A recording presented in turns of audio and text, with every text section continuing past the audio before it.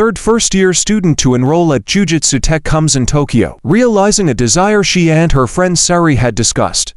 Yuji and Megumi are waiting for her outside the Harajuku train station. Yuji questions why their class is so small and whether he is indeed the third first-year student to enroll at the institution. Megumi reveals that the new student has been accepted and that Jujutsu students are rather uncommon. When Gojo shows in, he compliments Yuji on his new uniform and reveals that it was specially ordered for him with a coat. They are scheduled to meet in Harajuku at the request of the new girls. She sees a man looking for models and demands angrily to be interviewed. She freaks her when Gojo calls out to her because of his odd blindfold. She identifies herself as Nobara Kugisaki after stowing her belongings in the coin-operated locker. She continues by saying that the lads are fortunate to have her in their group as the female. When Yuji and Megumi introduce themselves, Nobara is very dissatisfied. Since this is their first time spending time together, according to Gojo, they will be taking a tour of Tokyo. Gojo instead takes Yuji and Nobara on an unusual tour of Roppongi, where a curse has taken over an abandoned building near a cemetery. Megumi explains how curses are created by connecting dread with cemeteries. But Nobara interrupts to question why a Jujutsu student wouldn't already be aware of this. She is horrified to find that Yuji ingested Sukuna's finger. This is a field test for Nobara and Yuji, Gojo reveals. Gojo hands Yuji a knife-dubbed slaughter demon that has been cursed and filled with evil energy. He forbids him from using Sukuna's power as well. Yuji and Nobara enter the structure together with the mission of removing all the curses. Megumi tries to join, but Gojo stops him and says that Nobara is the subject of this test. Together, they start looking, but Nobara tells Yuji to look downstairs while she goes upstairs. Yuji objects, but Nobara won't listen to him and kicks Yuji away before storming off. He is perplexed by her attitude when all of a sudden, a cursed ghost ambushes Yuji from above. His fast reflexes enable him to use his curse tool to easily slice through the curse. Gojo thinks Yuji is already somewhat insane. Despite having been a regular student in the past, he has no qualms about combating curses. The grotesque nature of curses requires a certain level of madness for a sorcerer to be effective.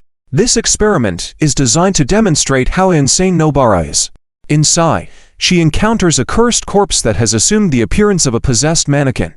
Nobara pierces the mannequin's face with her hammer and nails, causing the curse to manifest itself. Even though Nobara has experience, city curses are much more powerful than rural ones. Since they are derived from human emotions, their power increases with the population. Nobara engages the cursed corpse in combat, but as the cursed energy pours through her nails, she destroys its head. Nobara quickly finds a young child hiding. The child initially acts reluctant to leave until Nobara realizes that a curse is around. The boy is held captive by the curse, displaying its cunning. Nobara gives up in an effort to save the boy even though she understands that, theoretically, she ought to live to break the curse. When the curse threatens to harm the kid despite Nobara's submission, everything appears hopeless. And she considers her friend Sari. Yuji suddenly enters through the back wall, cuts off the curse's arm, and releases the boy. The prisoner is safely held by Yuji as the curse tries to escape. Nobara applies her straw doll technique to the severed limb before it goes too far. Nobara removes the curse by piercing the arm and her straw doll with a nail using her resonance power. Sari, a friend of Nobara, had previously been shunned by her town since she was a Tokyo native. Nobara enrolled in Jujutsu Tech so she could travel to Tokyo and exact revenge on those people. Her intentions confound Yuji, yet he accepts them nonetheless. Nobara believed she would be close to dead if she remained in the community any longer.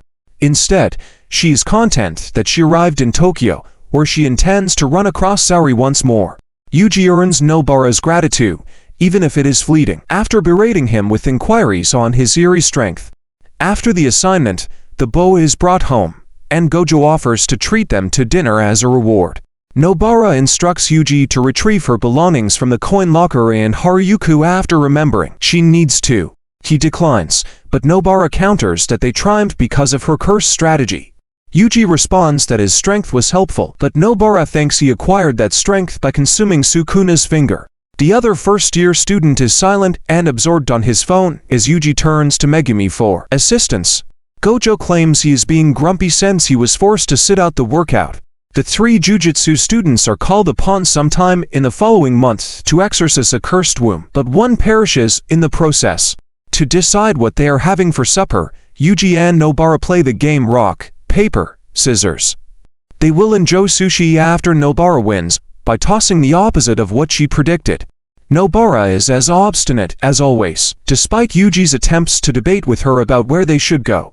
That is, until he describes a unique form of sushi restaurant, where the food is delivered to you on a rotating belt more quickly, and a bullet train.